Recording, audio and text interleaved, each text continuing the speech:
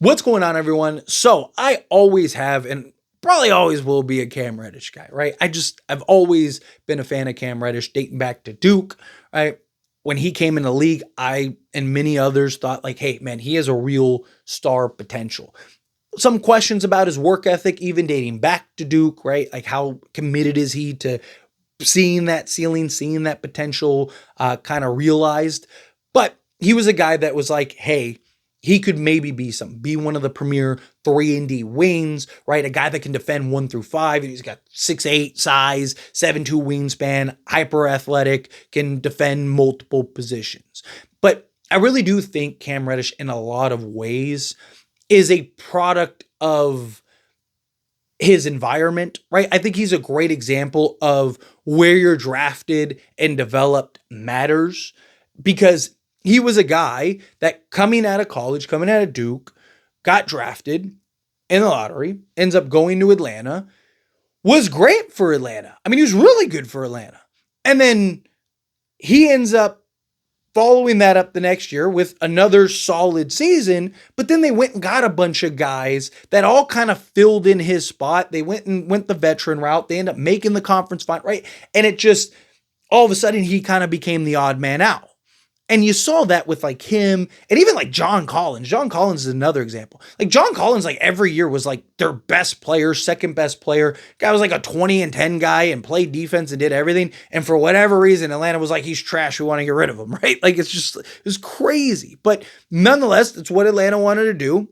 Ultimately, they end up trading Cam Reddish. Cam Reddish ends up going to a team that didn't even want him. Tibbs said he didn't want him. Do not trade for Reddish, but they had already agreed to the deal. It was too late. They bring him in. They immediately tried to trade him. Like literally a week later, they tried to trade him. It might have been a couple weeks, but it was like almost immediate. They tried to trade him to the Lakers nonetheless. It was like a 3-team between the Knicks, the Raptors, and the Lakers, right? And that ends up falling through.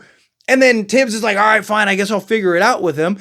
Cam Reddish dealt with some injuries, right? He had some injury issues and stuff like that, but it was just like, again, he's on a team that doesn't want him, that never really did want him. He was on another team that didn't really want him, never really wanted him, never took the time to really develop him or anything like that. And then he goes to Portland, right? And he was actually really good in Portland.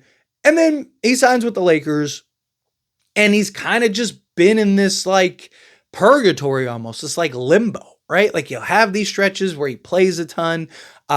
He's been really good, at least defensively for the Lakers when he has played because of his size, his length, his athleticism, and his versatility, particularly out on the defensive side of things, right? He's had his occasional nights, but his offense has just fallen off, right? I mean, he was a guy that came in the league that had a bag. Like he could do a little bit of everything. He could beat guys off the dribble. He could shoot over the top, right? He needed to work on it. It was definitely something. He wasn't like this finished, polished product, right? But he was a guy that was like, man, he has all the signs. He has a 3-point shot. He has the, he can beat guys off the dribble, shoot off the dribble, shoot over the top, go finish at the rim, right? Be explosive, get to the basket, right? He showed all the little details.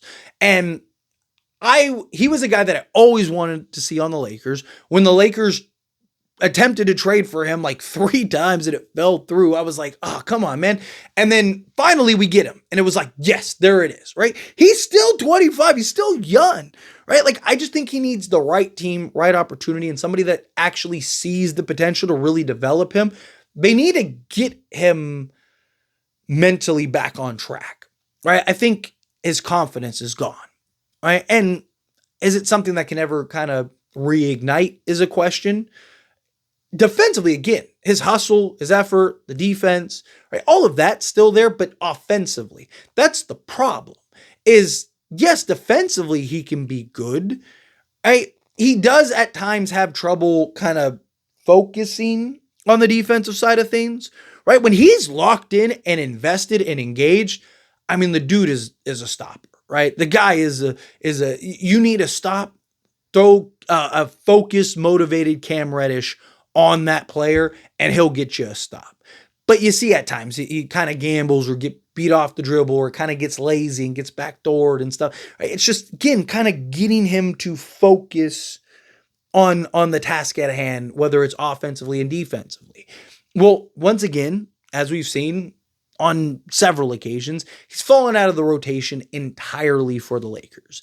And he's had little like spots like against Denver and stuff like that, but that was out of necessity. It was like he just didn't have body. You just needed bodies out there. And even then he only played a couple minutes, right? Like he's basically one of the guys that's probably getting waived for a guy like Jordan Goodwin.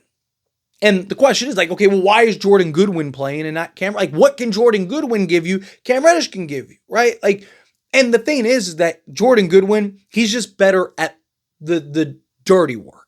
He's better at, yes, still gives you the defense, right? And if you want to argue Cam Reddish is better defensively because he is longer, he is more versatile, right? Like I said, a bought in, locked in, focused Cam Reddish, game on the line.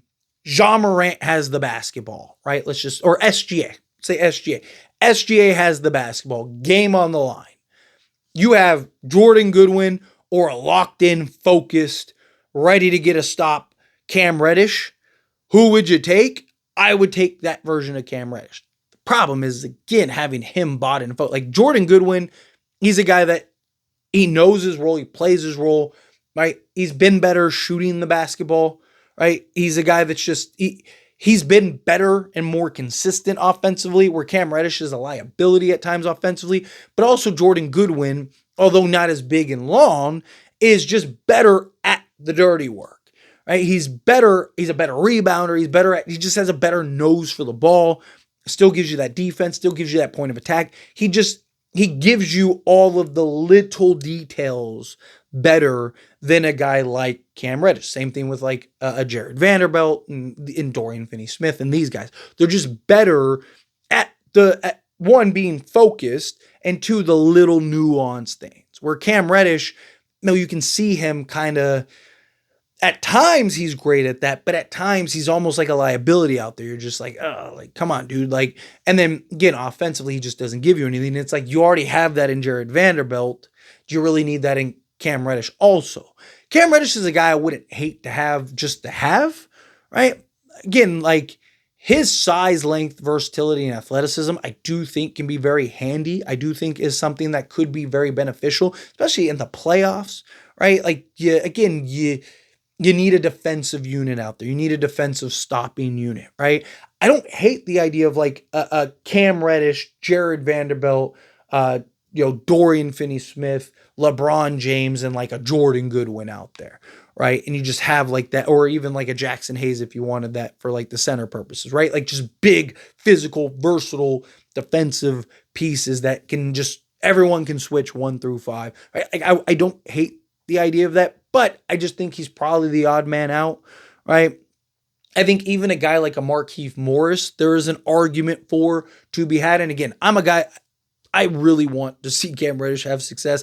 I really want him to go to the right team and get the right development and in 2 years be like everything that he was expected to be and then some. Like, I would love for him to come in and be like an OG type guy where it's just like, man, Reddish is the premier 3-and-D guy. And yeah, it'd be unfortunate because it's like, he didn't do it on the Lakers, but I do think that that's still in there. It's just he needs the right team, the right help.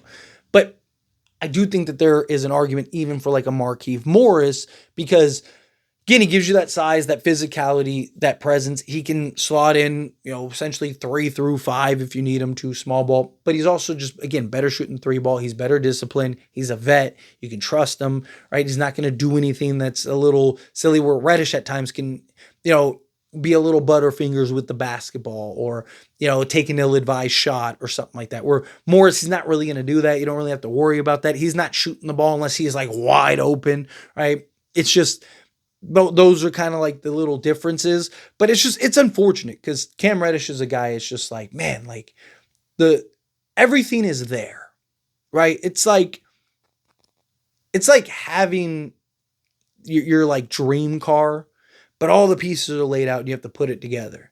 And it's like, you just need to find the right mechanic, right? You need to find the right guy that can put it all together and then give you that car. And you're just like, yes, there it is. I knew that existed. I knew that was something that was there. I knew that was something that we could get, right? Like he needs to find the right like the right guy, right coach, the right organization that's just like, dude, this guy might be something. But we've seen guys like him come and go. And it's just because he's just still so young, man. He's, said he's 6'8, he's like 220, versatile. He's 25 still, and he turned 25 in September, right? Like, so the guy's still so young, right? Like, you could spend another 3 years developing him and he'd still be 28. It's just, I still see the value in him. And it's unfortunate because I really wanted him to be that for the Lakers. I really wanted him to be that legit 3D guy, but he's not what the Lakers need, unfortunately. And I think he's going to end up getting waived. But anyway, as always, this is a discussion. Pass a question on you. Let me know your thoughts and opinions down in the comments below. What do you think? Hey, Phil, what are your thoughts? I'd agree with me, disagree with me, kind of mixed in the middle. However you feel, whatever your thoughts are. Either way, I'd love to hear it. So let me know down in the comments below. That being said, if you haven't liked this video, hit that like button. Helps me out as we enjoy these types of videos, and I truly appreciate it. Not subscribe to the channel, hit that subscribe button, turn on the bell notifications. Appreciate y'all. See you in the next one. Thank you.